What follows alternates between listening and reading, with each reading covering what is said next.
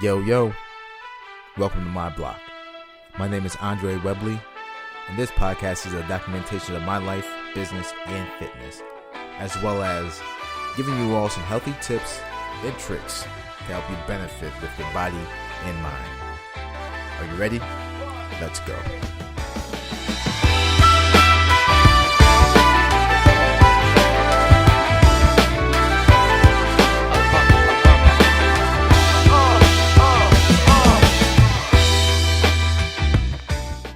Hey y'all, hope you all are doing amazing and you're having a fantastic day, night, whatever time that you're listening to this. If nobody's told you this within the last week, within the last 48 hours, help within the last day, I'm going to let you know I love you, be great, safe, and amazing. Today's topic that we're actually going to get into is the changes between last year and this year. The changes in between being in Florida and then being in Massachusetts. So, a couple of things has happened to me just moving from Massachusetts down here to Florida.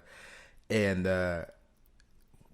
one of the things I'm very grateful of is just like the mindset shift. It's not like I wasn't heading in the right direction, but a lot of the things that were, let's say, constraining me and holding me back was the day in and day out kind of things. The daily routines, whether it was me just shitting around with my brother and, you know, my friends will come by when I'm trying to do work, or whether we decided to do some day drinking or whatever the case is. I know that I'm very productive in what I do. There was times where I'd work, and I know plenty of people could vouch for this, but who really cares? But I've worked 12 hours to 16-hour days, and I'm sure you all know who are getting into entrepreneurship and people who are still working the job and, you know, balancing both of those weights, because believe me, that it can be challenging. So I've had a taste of all those experiences over the last year, and it's been very helpful in just the way that I've moved forward.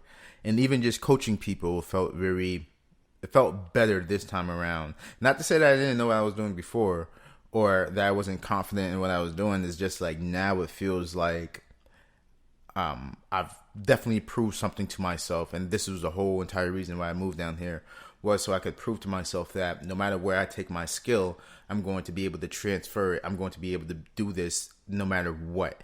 And thank God that has actually happened for me. And it's like I wanted to be sure if this was really for me before I made the decision to quit, you know. And I never really had a plan B, ever. Once I quit my job, for those who know, or those who don't know, I'll just run through a quick story in a minute. But after I quit my job, it was this, you know. There was no going back to it. There was no need. There was no want to go back to that job. There was no desire to go back to it. For those who are I just want to fill you in. I cook. I've been cooking for about like 15, 16 years now. I've been cooking since I was like 12. I got into the high school I went to. Shout out to Putnam. I went to a vocational school, and I picked up culinary arts. I met a bunch of great people. My chefs were awesome. And I don't want to toot my own horn, but I was one of the better students there. This is why some of my skills are superb. And just going there and learning the things that I needed to do, and just being in it, like I loved it. It was nothing. There's nothing really challenging about it that made me want to quit. It was challenging in aspects figuring out how do I fix this recipe, or how do I fix this cake that somebody botched or that I botched, or what do I need to do in order to repair these things. And me, I'm 100% happy for all the failures I've had with cooking, and you know, all the successes that I've had. But bottom line, I remember the moment where I quit my cooking job was I was listening to a podcast, and this guy I have it saved in my YouTube watches, because it just means so much to me, because I know that was the moment where it happened. The guy basically just goes, he's like, you know, all this business and everything that you want is you have to take a step and you have to, take a leap of faith to get to the place that you want to get to. And that happened, man. I remember calling my boss over. My boss is somebody that I worked out with a couple of years back, but I called her over, or my manager at the time, I should say. I called her over and I just told her I quit. Just nothing against anybody or anything like that. I don't want to be here right now. I don't want to be here at all. Like, just, I'm done. She was like, why? What happened? Like, tell me, like, talk to me. I'm just like, tell Alex I'm sorry, but I'm not coming back. I don't care if he calls me. I don't care if whatever happens to this place, if it happens just to burn down right after I leave. I don't care. I'm out. I don't want to be here. There's better ways I could have went about that, but when you want something, it's either now or never. Like, why would I wait more time to leave a job that I knew I wanted to leave? And it's not like I didn't love cooking. It was that they were making cooking more of a job than something that I really loved. And for me, that wasn't. I don't do stuff that I don't love doing, and it's perplexing when those thoughts and those feelings clash, of me wanting to be here because I love cooking, but me not wanting to be here because I know this is not what I'm supposed to be doing, because I feel something calling me, I feel something tugging me in this direction, and I just don't know what it is. And the day that I made that decision, I had like $39, or maybe in between $12 and $39 in my pocket. And a year prior to that, I told myself I was going to save up. I had 2 jobs. I was going to save up. I'm going to get the NASM. The NASM was probably like $2,000, maybe close to $3,000 at the time. And I was like, I'm going to get that because that's the one I want. And it didn't happen. So I waited an entire year to get to this point. And I was so frustrated right like that day of when I was quitting my job that everything is kind of like piled on.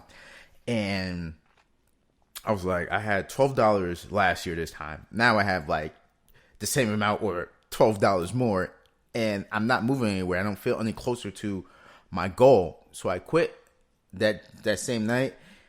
I overdrafted my account and I bought the personal trainer kit for ACE, American Council on Exercise.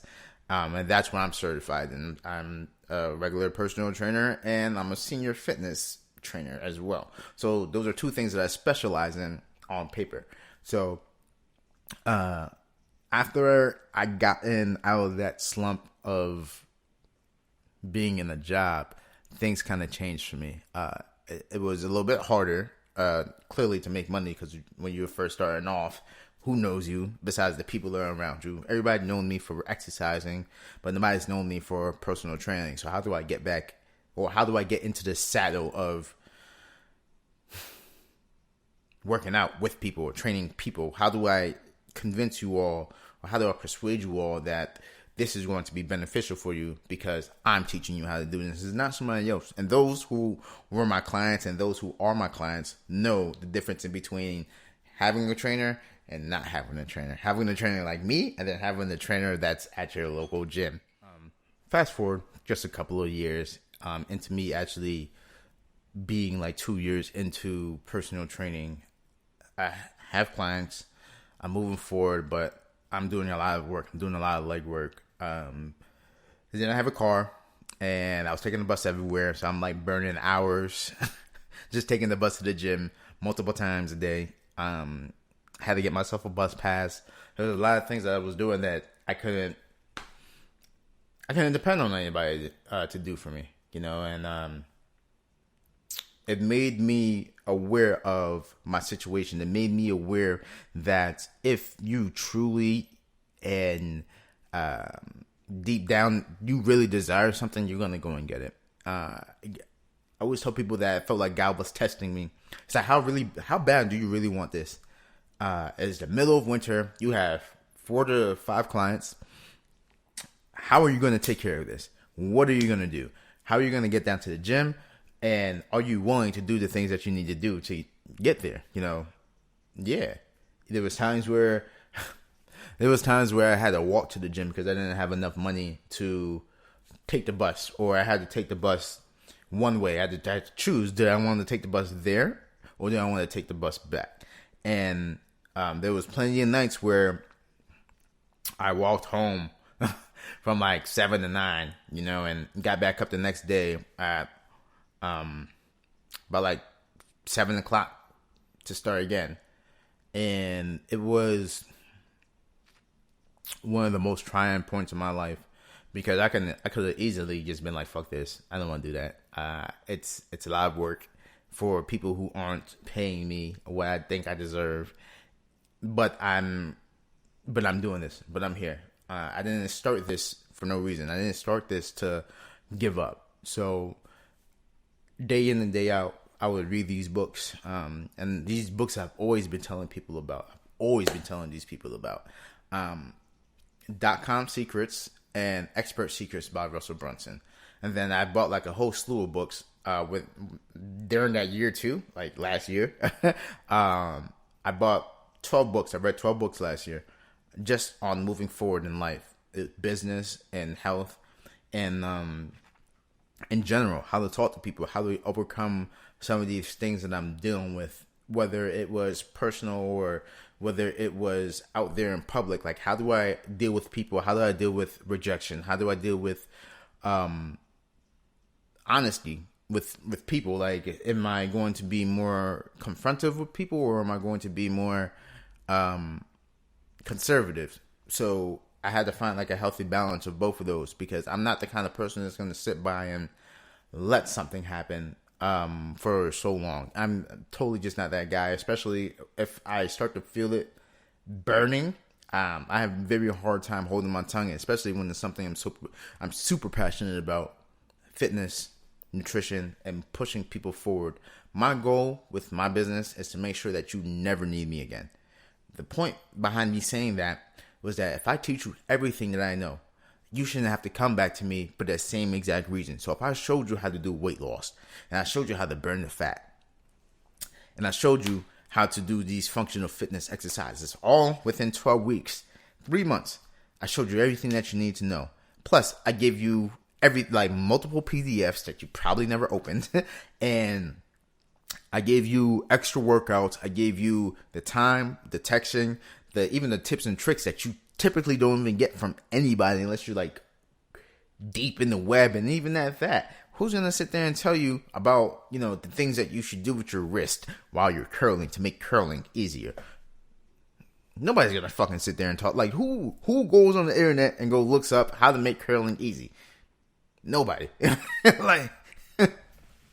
So if I show you a way to minimize the stress that's on your wrist, to make sure that when you're doing this, your posture is going to be correct, to show you that even if you were swaying, how to properly use that momentum to get these exercises done. I don't want you fucking looking like a rag doll. You know what I mean? Like, I don't want you just going with momentum.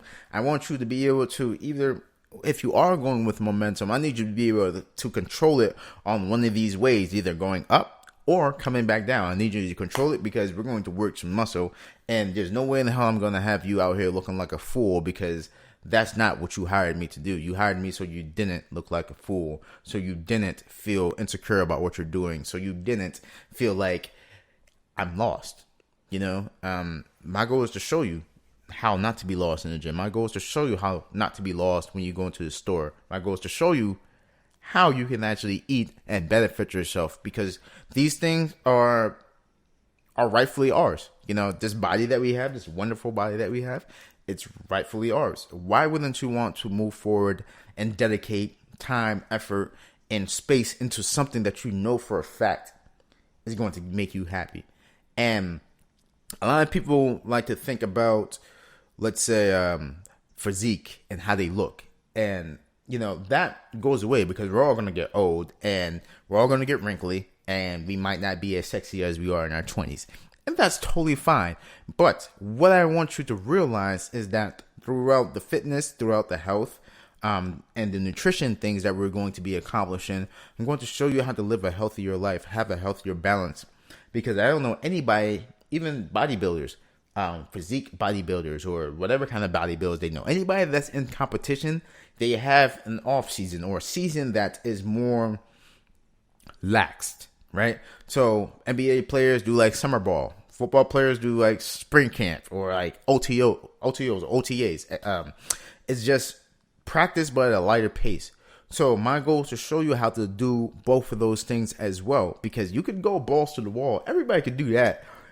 But are you willing to do that for the long run? Because if you aren't, then why the fuck are you doing that? If you're not, if you're not in a rush to get to the place that you are, to get to the place that you want to be in, then what's the rush? You plan on doing this for the rest of your life?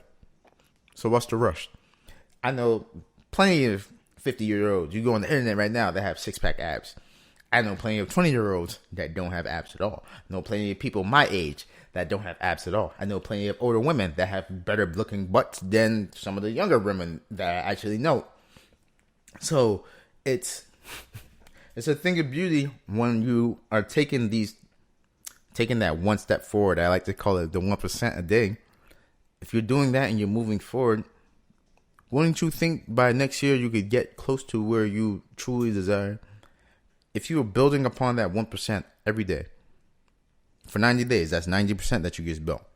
I always tell people that 10% comes from grit, showing up and knowing that you have to be there to work, to know that though this is not easy, because it is not, this is something that I want to do, and this is something that I want to move forward in. So learning all that and teaching that to people, and figuring out a way to do it in a digestible way was probably my biggest hurdle within the first 2 years. Is how do I explain what I do? And I really couldn't do that for the first 2 years. I could, let's put it like this. I couldn't explain it within like a minute or two. It would literally take me like 15, 20 minutes to explain what I do, why I do it, and how I did it. Now, it really doesn't take me that long. Like I said before, my main thing, I'll just explain it again. I show you all how to never need me again by showing you how to implement functional fitness exercises, daily routines, and how to be accountable with the things that you're doing. Show you how to eat, the nutrition, the food, how to cook it, what to look for. That's what I do in a nutshell. Before, it will take me so much longer to explain to people that I take care of people so you don't need me anymore. If you have to pay me again, it either means, one, you really like my service, or two, I didn't do my job. You know what I mean? Like, and I'm not about to be sitting here and not doing my job and not pushing as hard as I can. But there's only so far I can actually push you into getting to the place that you really want to be in. Because this thing is very fucking difficult. Fitness gets harder because you just get better at what you do. And it's just, come on now. That's as easy as I could put it. But cooking, on the other hand, cooking becomes the easiest thing that you do, and it makes you happy. It gets better as the time goes on, because one, you've gotten used to cooking the normal things that are in your routine, and then you just become a better chef. Right? And that's the end of the podcast. Thank you all for listening and watching. Make sure you like, comment, and subscribe to stay up to date with our newest content that's coming out. If nobody's told you this within the last week, within the last 48 hours, within the last day, I'm going to let you know right now. I love you. Be safe, be great, and amazing. Remember this one thing. You are built for this. I'll see you all later. Peace.